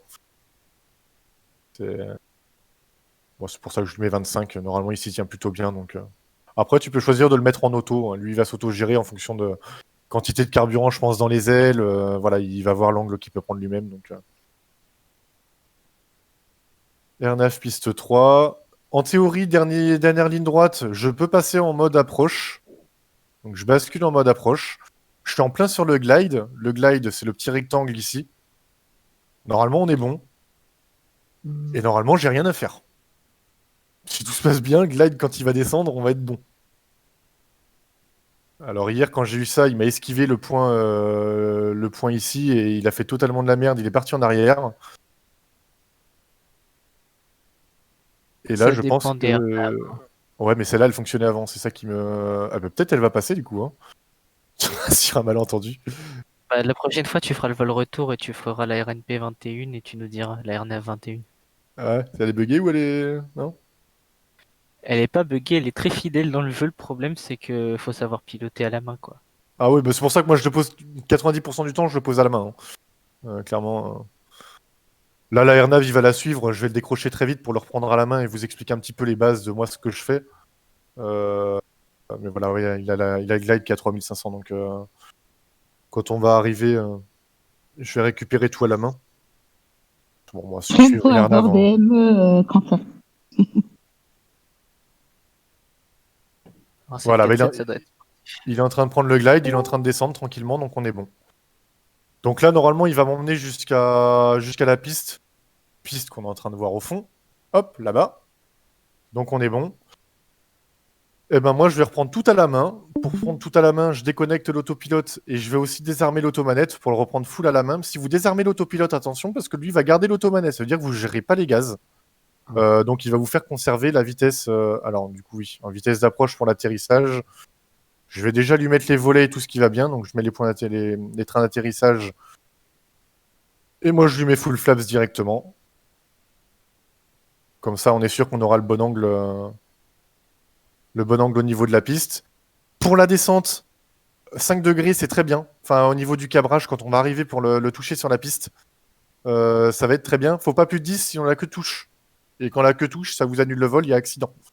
Donc 5 degrés quand on arrive, parce que du coup, c'est pas évident. Le cockpit est très haut. Au début, vous allez pas avoir l'impression de toucher la piste, mais elle vient très vite. Donc voilà. Et donc ça à respecter. On a un œil sur, il faut l'alignement le plus vite possible, parce que du coup, il est assez compliqué à basse vitesse à faire tourner de droite à gauche. On n'utilise pas le palonnier. Attention, parce que ça jette dans tous les sens et du coup, l'avion va être incontrôlable. Donc, on le calque à la main. Et du coup, on se calque. Après, on s'aligne très vite une fois qu'on est droit. On a juste à gérer ses gaz. Alors, je vais passer en autopilote en manuel. J'enlève les gaz. Donc là, je le reprends tout à la main. L'important sur 747, c'est toujours que la manette des gaz, elle accroche, on va dire. Il faut toujours que potentiellement je prenne de la vitesse. S'il n'y a rien dans la manette des gaz et que j'ai besoin de reprendre de l'altitude, le temps que les moteurs se rechargent, l'avion il va continuer de tomber. Donc il faut toujours que les réacteurs, on va dire, soient prêts à entraîner l'avion.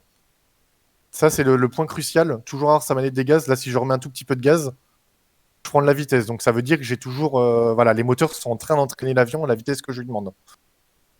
Voilà, donc là je suis aligné, je suis bon, on fait pas de mouvement brusque. Dès qu'on fait un mouvement, on refait un mouvement inverse directement pour recadrer l'avion, sinon on va dire qu'il s'emballe un peu. Là je vais suivre le glide à la main, de toute façon, parce que c'est la bonne descente à prendre. Hop. Et là, je garde toujours un œil d'un sur l'alignement, de deux sur l'angle de mon avion et sur la vitesse. Donc là, l'angle, je vais le monter à 5 degrés, avec mes trains d'atterrissage sont bien descendus. Là, je descends. Et je fais gaffe à mon trim aussi, parce que le trim, j'ai l'impression qu'il lève un peu. Je vais le faire redescendre un peu pour qu'on... Voilà, j'arrive sur la piste. Donc là, je sais que mon nez est en train de faire, mais je vais faire mon petit arrondi qui va bien. Quand il prévient les 200 mètres, c'est que je suis proche de prendre la piste. Je coupe les gaz. Mon arrondi. Et voilà, arrondi à 5 degrés. Je remets le trim à 0 pour faire tomber la roue avant. Je freine. Et je mets les reverses. À partir de là, il freine comme personne. Hein. C'est tellement haut, on n'a même pas eu l'impression que tu t'avais posé. C'est pour ça qu'au tout début, c'est assez impressionnant, c'est que vous attendez à avoir l'avion. C'est bon, je suis encore là. Quand il vous dit le 200 mètres, attention, parce que du coup, là, si vous avez une remise des gaz à faire, les 200 mètres, c'est limite trop tard. Hein. Clairement, ou sinon, c'est que vous avez votre palette des gaz qui est très bien et il faut... vous allez faire du rase-mode pendant pas mal de dizaines de mètres avant de reprendre de la vitesse. L'important, quand vous voulez reprendre de la vitesse, tirez pas sur le manche parce que ça va lui faire perdre de la vitesse. Conservez votre altitude actuelle et mettez votre manette des gaz à fond. Essayez pas de monter pour limiter les dégâts parce que si vous essayez de monter, il va baisser en vitesse alors que vous êtes déjà en vitesse trop basse en général quand on se rend compte du problème. Donc vous conservez l'altitude surtout. Donc vous gardez bien un œil sur le petit trait ici. Faut que le petit trait soit à l'horizontale au maximum. Et manette des gaz à fond, comme ça il va prendre de la vitesse. Et dès que vous arrivez à 180, 190, là vous commencez légèrement à remonter pour reprendre de l'altitude. Et du coup, normalement, tout va bien se passer. Il n'y a pas de raison que ça se passe mal. Mais voilà. Le plus important dans la descente, c'est la manette des gaz. Il faut qu'elle accroche. Il ne faut jamais laisser une manette des gaz à 0. Parce que au moment où vous allez demander des gaz, vous allez trop en remettre, l'avion va accélérer trop fort, du coup vous allez trop baisser parce que vous allez trop vite, du coup l'avion va retomber comme une flèche parce que vous allez tirer sur le manche, il va trop ralentir. Donc il faut vraiment toujours avoir la poussée optimale pour la vitesse que vous lui demandez, tout simplement. C'est la règle d'or en 747, c'est ça. On règle son assiette pour être à 0 ou 5 degrés, 5 degrés pour le toucher, et la vitesse, juste ce qu'il faut. Et normalement, il n'y a pas de souci. Est-ce que vous avez des questions ? Je remarque que t'as Sur, la règle d'or, c'est aussi des rivers chez Oui, toi, Fred. oui, tu peux nous montrer comment tu fais un créneau avec cette capsule Voilà. Reverse, hein, comme une voiture, dans le sens inverse, typiquement, voilà. Et puis on passe en avant, puis voilà. Je remarque que les rivers sont l'air d'être bien. Bah, reverse touche F2. Alors moi, honnêtement, avec la 747, vous pouvez être surpris par des pistes courtes. Les reverse et les freins, enfin, c'est obligatoire, quoi. Là, on voit qu'il m'a mis les autofreins, ils sont déployés, donc la manette a bien marché. Là, hop, je reste appuyé sur F2. Voilà. Donc on se rebraque dans l'autre sens. Examen de permis. Bah, c'est comme une voiture, hein. On fait des petits créneaux, les gars. Hein. Bah oui. Et le clignotant. Ah, on s'en fout des clignotants, hein. Et les contrôleurs, là, Hop. ils doivent se dire putain. T'as pas de recul. Voilà. Mais 747, honnêtement, en pilotage, je le trouve, il est assez avenant. Une fois qu'on sait comment le piloter, il est pas trop traître, il est plutôt doux, on va dire.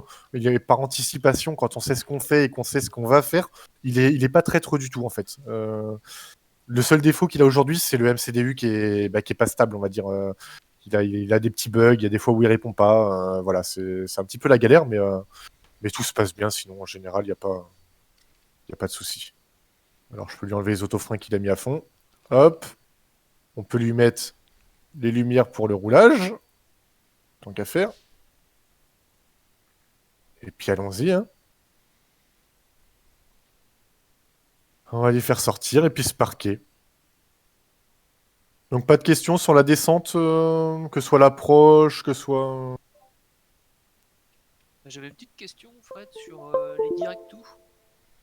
Alors oui, les direct-to, c'est vrai que le vol était plutôt court. Il n'y a pas de direct-to, c'est ce que Asgard, du coup, chiffonnait un petit peu, parce que du coup, dans le 320, on peut lui dire, fais un direct-to sur le point qui est dans mon plan de vol. Dans 747, le direct-to, alors soit ne fonctionne pas encore, soit je sais pas comment c'était, parce que j'ai jamais fait d'autres simulateurs. Indirectement, on peut le faire. Il suffit d'être un petit peu logique. Et pour faire un direct-to sur un point, c'est peut-être supprimer le point intermédiaire, ou supprimer les points qui sont derrière ou devant. Et ça va fonctionner comme ça. Typiquement, alors juste le temps que je m'arrête, je vais vous montrer vite fait dans le MCDU. Là, je vais remettre un plan de vol vite fait. Hop. Je vais m'arrêter ici, ça va être très bien. Hop. Au niveau du MCDU ici, il y a juste à aller dans la route. Next page. Quand on a les points ici, admettons mon avion, je suis en train de voler vers Mockup. Donc je suis avant Mockup, le prochain point c'est Mockup. Et là, la TC me dit fais un direct-to Radix par exemple. Ou un direct-to un autre point. S'il me disait, admettons que j'ai pas Radix. Alors je sais même pas si je vais pouvoir l'enlever le point du fait que je l'ai déjà passé. Si je fais supprimer Radix, j'active. Voilà. Imaginons, j'arrive, je dois aller à Mockup et il me dit fais un direct-to Radix. Radix, point que je n'ai pas. Et ben du coup, je fais un Radix. Ici, je le rentre. R-A-L-I-X. Et la méthode simple, c'est que je le mets à la place de Mockup, tout simplement. Il me descend Mockup et il me met le point Radix en premier point vers lequel il va. Ça fait un direct to Radix. Si le point Mockup était derrière ou qu'il remplace, enfin que le point Radix remplace le point Mockup, du coup, il faut supprimer le point Mockup. Et puis du coup, on est bon. Voilà, le direct to, soit on encode le point et on le met en premier dans la liste, étant donné que c'est le point suivant ici, soit je supprime le point, je le mets après et je supprime le point précédent. Ça fonctionne, sauf que du coup, pour ça, il faut toucher au MCDU. Plus on y touche, plus c'est la merde. Donc, c'est amené à bugger. Pour exemple, 20 qui avait essayé le 747 et qui a dit non, mais c'est inadmissible, on peut pas y toucher parce que du coup, au bout d'un moment, il se met à bugger. Voilà, c'est pour ça qu'Asgard fait plus trop de vol pour le moment avec le 747. C'est dérangeant à ce niveau-là. Plus on y touche, plus il est amené à bugger. Et typiquement, sur du VATSIM ou de l'IVAO, c'est un peu compliqué. Si on a le MCDU qui fait des siennes pendant que la tour est en train de nous donner des choses, que le contrôleur aérien est en train de s'acharner, qu'il y a 70 personnes autour qui attendent, c'est un peu la galère. Mais voilà, on peut quand même. Voilà, pour les vols avec Asgard, ça suffit largement. Mais voilà, en tout cas, ça se fait comme ça. On met les points tout en haut pour faire un direct to. Ok, super. Voilà. Voilà, ça a totalement fait bugger. Il a fait un direct to de ma position, il me fait y retourner, quoi. Il a plutôt bien marché. Hop, je vais aller me parquer histoire de valider mon vol. Hop.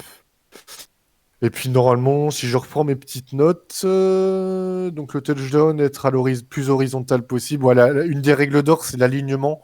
ne pas aligner l'avion trop tard au niveau de la piste, parce que vraiment, quand il est à 160 en vitesse, c'est vraiment une vitesse très faible. Et si vous lui faites prendre des angles assez bruts, on va dire, il aura vraiment du mal à contrebraquer pour le remettre droit, en fait. Donc, quand vous arrivez à 160, typiquement, c'est que vous êtes déjà aligné sur la piste, hein. Train d'atterrissage sorti, tout bien, quoi. Mais l'alignement, si vous le faites pas 20 nm avant, prévoyez le coup de faire un demi-tour et d'aller un petit peu plus loin pour refaire un vrai alignement, quoi. L'alignement, c'est le premier point, ne serait-ce que pour être serein pour une bonne approche, quoi. Voilà. Alignement, vitesse, préparation de l'approche, une fois que c'est bon, gestion de la manette des gaz pour trouver le bon régime. Et après, on peut reprendre le vol en manuel si besoin, il n'y a pas de souci, il se fait très bien. Et étant donné qu'on est déjà aligné, on n'a même quasi rien à faire. On joue un petit peu avec le trim et puis voilà.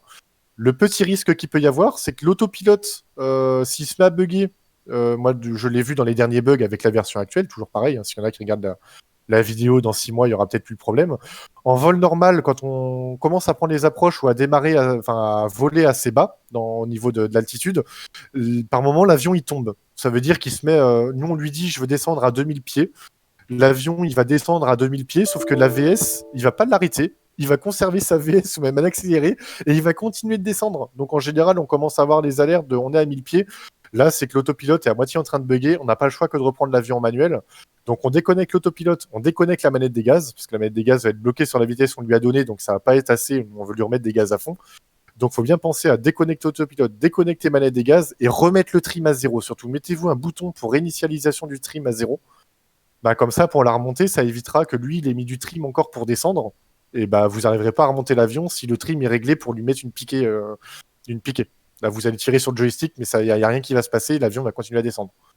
Donc déconnexion autopilote, déconnexion automanette, vous mettez votre manette des gaz à la fond, vous réinitialisez le trim, vous le remontez même pour qu'il remonte, et puis vous gérez le fait de déjà plus perdre d'altitude au niveau d'écran ici.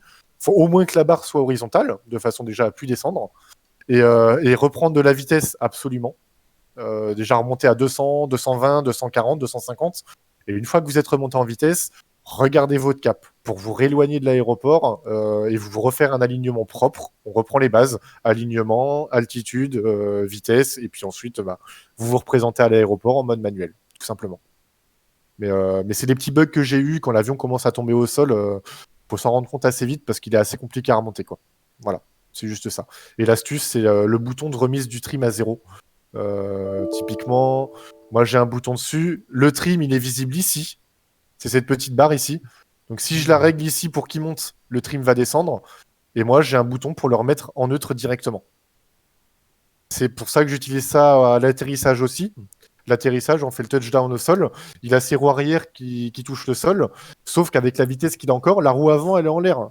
Et sauf que freiner l'avion, pour peu qu'on n'ait pas forcément très très bien aligné sur la piste, et qu'on veut utiliser en plus le palonnier pour se raligner, ne faites surtout pas le palonnier parce que l'avion, il va vouloir tourner avec un petit coup de vent au niveau de l'aile. L'avion, il va se pencher un tout petit peu et le 747, du coup, on peut le voir, hein, les réacteurs sont très très bas. Si votre avion prend un tout petit peu d'angle sur un côté, le réacteur touche par terre et vous avez un accident. C'est pour ça que la position horizontale de l'avion quand on se présente au niveau de la piste, il faut toujours la conserver. C'est pour ça que l'alignement le plus parfait possible, c'est un touchdown au sol. Et c'est commencer à freiner l'avion, avoir assez de pistes, on va dire, même si on est un petit peu de côté, avoir assez de pistes pour au moins toucher la roue avant. Et une fois qu'on a la roue avant qui est touchée au sol, du coup, on peut continuer de freiner et on peut donner du palonnier en fait, pour lui faire tourner l'avion au sol. Mais le palonnier uniquement après avoir touché la roue avant au sol pour que l'avion il bouge pas un petit peu de côté et qu'il touche pas un réacteur au sol. Ça a été un nombre d'échecs de vol assez faramineux de ma part, où je comprenais pas forcément. Et le moindre degré, et des fois on a l'impression que c'est buggé ou autre, et dans le moindre degré, c'est un réacteur qui touche le sol et c'est la catastrophe. Donc voilà, l'alignement parfait, ça aide à commencer à freiner et la réinitialisation du trim aide à mettre la roue avant au sol. Donc une fois qu'on a les roues arrière qui touchent, on commence à freiner, le trim à zéro, la roue avant touche, on continue de freiner reverse et on se dirige sur la piste pour se raligner un petit peu, pour se mettre un petit peu droit. Voilà. Est-ce qu'il y a des questions? Est-ce qu'il y a peut-être des choses que j'ai oubliées? Non, pour moi ça va. Non. Surtout si vous avez d'autres questions qui viennent après, n'hésitez surtout pas à m'envoyer un petit message ou à mettre ça sur le channel en me postant, il n'y a pas de problème, hein, je prendrai un petit plaisir à vous répondre. Mais voilà, il y a sûrement des choses que j'ai oubliées. En tout cas, c'était on va dire les bases pour voler avec l'autopilote, encoder des points, et puis voilà. Normalement, c'est à peu près la base. Moi, c'est ce que je fais à tous les vols que je fais avec le 747, et jusqu'à maintenant, ça m'a plutôt bien réussi. Donc voilà. Pour arrêter Merci à toi. l'avion. Oui. Non, je dis merci à toi. Ah oui, pas de souci. Pour arrêter l'avion qui vous valide le vol, le frein de parc, et vous avez juste les réacteurs ici. Et il vous valide le vol directement. Ouais, il te le valide, toi. Ah, par contre, depuis l'update, il me valide tous mes vols, moi. Ah ouais Posé comme une merde. Ah ouais, absolument tous. Parce Je que- m'emmène juste au point qu'il me donne. Alors tu vois là, l'ATC m'a pas dit d'aller vers l'aire de stationnement. Par contre, il te met toujours un spot là où il faut aller à peu près. Je m'emmène jusqu'au spot, il me valide toujours mes vols. Ah ouais. Bah, écoute. Ah ouais, pourtant Bon. 747, il m'en validait pas la moitié avant quoi. Bah, moi, j'ai regardé mon gestionnaire de profil, je suis à 150 heures de vol validé. Alors, je te laisse imaginer combien de vols j'ai pas pu valider. Ouais, voilà. Toi, c'est pareil, hein. Enfin, tout le monde, c'est pareil. Hein. Je vous ai pas expliqué au niveau des lumières. Tout se passe dans la barre du bas, hein, au niveau des lumières ici. Donc on a les différentes lumières qui sont toujours allumées pour les vols, hein, les radios, les strobes, les machins. Donc ça c'est ici. L'autre tout en bas pour avoir les deux beacons.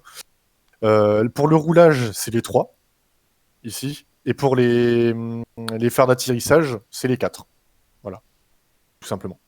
L'autodégivrage, c'est les 4 boutons ici. On met ça sur auto. Et pour la cabine, c'est les 2 ici. Bon, les deux, qu'on clique sur un ou sur l'autre, ça active les deux, c'est le dégivrage du pare-brise. Et normalement, en vol, on se sert que de ça. Hein. Typiquement, après, les pompes sont mises. On peut s'amuser à désactiver les pompes de tous les carburants. Hop, hop, hop, hop, hop. Et au niveau de l'électrique, eh ben, ça se passe par ici, il y a le petit bouton, et là, je coupe l'électricité générale. C'est là où on a les alimentations externes, entre autres, et où on a le gap ici, avec le petit bouton qui tourne, si je voulais activer le gap et le mettre en mode start. Voilà. Typiquement, la checklist manuelle, elle touche à ça. Hein. Les alimentations ici, les pompes à carburant, l'amorçage des pompes à carburant Les ici, lumières. et les lumières. Et les lumières, ouais. Voilà. Après, moi, la checklist, j'avais commencé à l'apprendre, mais après, je faisais tellement peu de vols avec le 747 au début que j'oubliais toujours ce qu'il fallait faire, donc c'est pour ça, je le fais en auto. Voilà. S'il y en a qui veulent apprendre après, il n'y a pas de souci. Hein. Ça, vous pouvez le faire un petit peu seul. Il y a juste à suivre la checklist de ce qu'il nous donne ici. Voilà. En tout cas, moi, je trouve que c'est un avion très agréable, qui est assez beau. Puis voilà. Enfin, il fait un peu vieillot au début, mais on s'y fait très bien. Et je trouve qu'il est plutôt optimisé au niveau de l'autopilote. Enfin, il se conduit vraiment comme un TBM. Il se pilote vraiment comme un TBM. Bah, un petit peu plus gros, mais Ouais, ah bah, mais voilà, je veux dire, il a de l'autofrein, mais au niveau du pilote, on le gère avec la VS, voilà, très facilement. Il faut juste la VS, il bascule en LNAV, donc il faut bien penser à repasser en mode hold ici, pour enlever ou repasser en VS, en fait. Quand il est en VNAV, plutôt, bah, on repasse en VS manuel, et il va réactiver le mode speed, et puis voilà. Mais c'est suite à la dernière update, en fait, sitôt qu'on active l'autopilote, il passe en VNAV. C'est un petit peu chiant. Avant, on pouvait lui mettre directement l'autopilote avant le décollage. Et puis, dès qu'on enclenchait l'autopilote, il y avait déjà la bonne VS. Il avait tout bien, en fait. C'était top. On activait l'autopilote, il montait tout seul. On avait juste à enlever le train d'atterrissage. Enfin, c'était vraiment top. Mais là, le fait de passer en VNAV en automatique, c'est un petit peu chiant. On est obligé de rebasculer sur la VS et de la régler quoi. Voilà, voilà. C'est tout bon pour moi.